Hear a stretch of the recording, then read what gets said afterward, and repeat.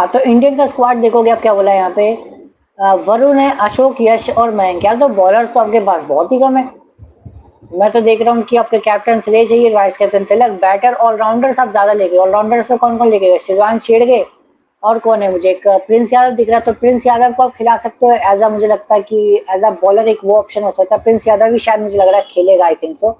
अशोक शर्मा, यश ठाकुर, मयंक यादव, तीन में से कोई एक खेलेगा फिर, इतना तो कंफर्म लग रहा है। ठीक है, तो तीन में से कोई, मतलब कोई भी आप चार फास्ट बॉलर में से कोई दो फास्ट बॉलर खेल जाएंगे। मे भी हो सकता है प्रिंस यादव खिला रखा हो तो शायद उसको ही बैक करेंगे, आई थिंक सो, प्रोसेस हो सकता है। तो हो सकता है उसके साथ कंटिन्यू करें मेरे हिसाब से। तो ये स्क्वाड में तो यही चार पांच ही बॉलर आपके पास, बॉलर आप ज्यादा लेकर ही नहीं गए हो मयंक यादव पे। लेकिन दिक्कत मेरी पता है सबसे बड़ी क्या है यहाँ पे, सबसे बड़ी दिक्कत है कि आपके प्लेयर्स जो आपके बॉलर्स है, इवन जो बैटर्स होते हैं, फिट ही नहीं है। और मैं इस वापस आ जाऊँ प्लेइंग 11 पे, अगर मैं आ जाए प्लेइंग 11 पे आने एक बार। हाँ, तो अब जो ये प्लेइंग 11 है, अब इसमें बताओ सबसे ज्यादा बैलेंस कौन सा। देखो इंडिया ही बैलेंस लग रहा है, ऑब्वियसली बात है। इंडिया आपको ऑन पेपर आगे भी लगेगा, बट जिस तरीके से परफॉर्मेंसेज आ रही है, लास्ट 10 मैच में से सिर्फ इंडिया एक मैच जीता है। कोई सोच सकता है इंडिया की जो इतनी खतरनाक टीम है, ओडीआई में, T20 में, इंडिया सिर्फ 10 में से एक मैच जीता है लास्ट वर्ल्ड कप जीतने के बाद। 10 मैच खेले, 10 में से सिर्फ एक जीते हैं, 8 हारे, एक नो रिजल्ट रहा है। तो ये भाई जिम्बाब्वे सीरीज बहुत बड़ी सीरीज हो गई है कि अब तो आपको जीतना पड़ेगा। रिडेम्पशन का टाइम है कि अब फाइनली आपको जीतना पड़ेगा। आई होप कि यहाँ से बेटर हो कंडीशन, बट टीम वाइज देखोगे, ऑन पेपर देखोगे तो इंडिया बहुत आगे लगेगा। पेपर पे तो देखो इंडियन टीम आगे लगेगी, बट अगर मैं वैसे आ जाऊँ, अभी जिम्बाब्वे बांग्लादेश को भी हरा के आ रहा है। ऐसे में तो मैं बोलूँ बांग्लादेश कोई टीम नहीं है, बट इंडिया भी अभी कोई खास परफॉर्मेंस नहीं आ रही। आप देखोगे मैं क्यों टेंशन में लग रहा है कि क्यों इंडिया हार सकता है। आप देखोगे ऊपर सूर्यवंशी, अभिषेक है, उन सबको पता है जिम्बाब्वे के बॉलर्स को कि मुजरवानी नगारवा डालेंगे अगर कहीं शॉर्ट बॉल से दोनों को फंसा लिया गया, जो कि शॉर्ट बॉल आजकल बड़ी दिक्कत में आ रही है। तो अगर उन दोनों को आउट कर लिया, ईशान किशन की फॉर्म नहीं लगी पड़ी, तिलक की फॉर्म नहीं है, शिवम दुबे की फॉर्म नहीं है, रिंकू सिंह बहुत टाइम बाद आ रहा है, पता नहीं कैसे करेगा। बस मिडिल ऑर्डर में एक ही बैट्समैन है, श्रेयस अय्यर, जो थोड़ी बहुत बैटिंग कर सकता है। उसका दिन खराब हुआ तो पूरी आपकी 30 विकेट गिर जाएंगी। तो इसीलिए बहुत ज्यादा यहाँ पे दिक्कत वाली बात है कि पूरा बैटिंग ऑर्डर आपका फॉर्म में ही नहीं है। एक दो तो चलो होता नहीं है, चलो बात में समझ में आती है, बट आपको पूरा 6-7 तक ऐसा है, लगी ना कि कोई बैटर जो अच्छी तरीके से रन कर रहा हो। दो ओपनर्स गए ना आपके पास, फिर श्रेयस अय्यर थोड़ा बहुत कैप्टन है तो हो सकता है वो कैप्टनसी नॉक खेल के बचा ले। उसके बाद मुझे कोई भरोसा ही नहीं आ रहा कि इन्हें टीम में से कोई चल सकता है। मे भी रिंकू सिंह कर जाए, बट रिंकू सिंह बहुत टाइम बाद आ रहा है, देखना पड़ेगा कैसी बैटिंग करता है। और दूसरी तरफ आप देखोगे पूरा जिम्बाब्वे की जो टीम है, भाई मैच प्रैक्टिस के साथ है। बांग्लादेश के साथ अभी बांग्लादेश के साथ ही खेला है, बट एक्चुअल में प्रैक्टिस रहती है, इनको मैच प्रैक्टिस के साथ आ रहे हैं। तो देखना पड़ेगा भाई कि ये सीरीज तो बड़ी होगी। और जब सिकंदर रजा भाई इस तरीके से स्टेटमेंट दे रहा है, आप देखोगे सिकंदर रजा का कैप्टन एक स्टेटमेंट दे रहा है कि सीरीज वन साइडेड नहीं होने वाली है, तो मतलब कि जिम्बाब्वे पूरा एफर्ट मारेगा। ये सीरीज बहुत ज्यादा कॉम्पिटिटिव होने वाली है और हाई क्वालिटी की गेम देखने वाली है। जब सिकंदर रजा ये बोल रहा है पीसी में आके, और जो ये 11 आप देख रहे हो फटाफट से, 11 में तो जिम्बाब्वे भी मुझे कोई पीछे नहीं दिखना चाहता है। और जिम्बाब्वे की बॉलिंग आयरलैंड की बॉलिंग से तो बेहतर है, ये तो मानते ही हो आप।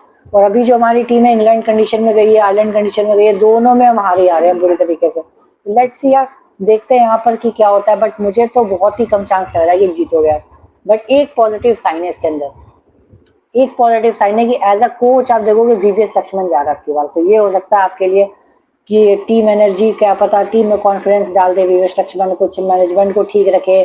जैसे गौतम गंभीर देखा कि 2-3 वही प्लेयर्स खिलाते हैं जो जनरली जिनका एवरेज डाउन, जैसे वॉशिंगटन सुंदर को खिला रहे हैं, राणा को खिला रहे हैं बैक टू बैक, जिनकी परफॉर्मेंस आनी रही। अब विवेक लक्ष्मण ने किया तो हो सकता है यंगस्टर को बैक करे, मे बी उनके अंडर यंगस्टर परफॉर्म कर जाए, तो उस हिसाब से इंडिया जीत सकती है मे बी। बट चांस कम लग रहा है। पहला मैच तो हम जब पिछली बार भी जब इंडिया वर्ल्ड चैंपियन है 2024 का, जिस जिम्बाब्वे गए थे, तो पहला मैच हम तब भी हार गए थे और हमारी वो टीम भी लगभग सिमिलर काइंड ऑफ ऐसी टीम थी, तो वहां पे हार गए थे। अब इस टीम को देखते हैं भाई, जीत गए तो बहुत अच्छी बात है, रिडेम्पशन टाइम हो जाएगा। तो पहले T20 अगर हार गए ना, तो फिर डाउट्स क्रिएट हो जाएंगे कि आप सीरीज भी हार जाओगे, फिर अगेन क्लीन स्वीप का खतरा लगेगा, फिर वापिस आप चोक करने लग जाओगे। तो प्लेइंग 11 में तो यही लग रहा है मुझे। और इसमें सबसे बड़ा दिक्कत का इशू लगा पता क्या है, आपके बॉलर्स।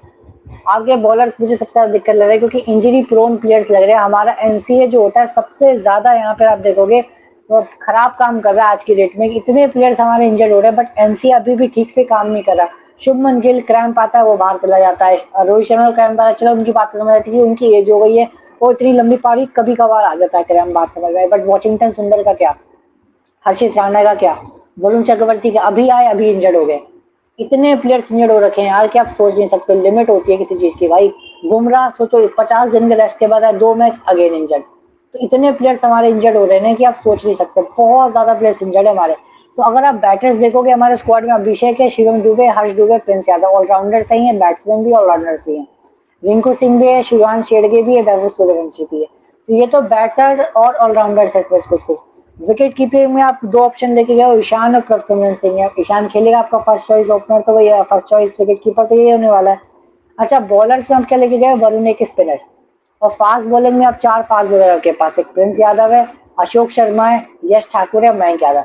अब अशोक, यश और मयंक तीनों चोटिल रहते हैं, दिक्कत ये है।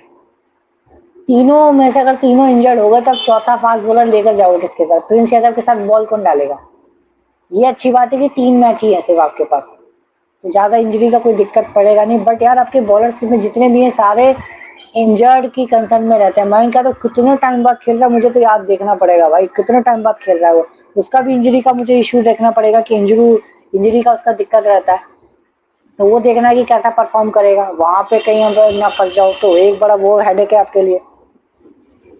और वैभव सूर्यवंशी पर रहेगा भाई सबसे बड़ा ध्यान कल के मैच में, आप देखोगे वैभव सूर्यवंशी पर रहने वाला। बहुत ज्यादा कैमरा जो फोकस होगा वैभव सूर्यवंशी पे होगा कि 3 मैच उसके भी खराब गए। अच्छा वैभव पर भी बोला है, मेनली आप देखोगे ना वैभव पर भी बोला गया, सिकंदर रजा ने बोला कि भाई जनरेशनल टैलेंट है, 2 मैच खराब होने पर आप ये नहीं बोल सकते कि वो फाइनली जो है कि वो खराब प्लेयर है।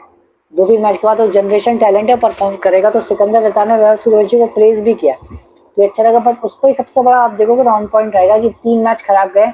अब ऐसे माहौल में ऐसे टीम कॉम्बिनेशन में कैसा परफॉर्मेंस रहता है उसका वो देखना पड़ेगा। और कल का मैच बड़ा इंपॉर्टेंट होगा।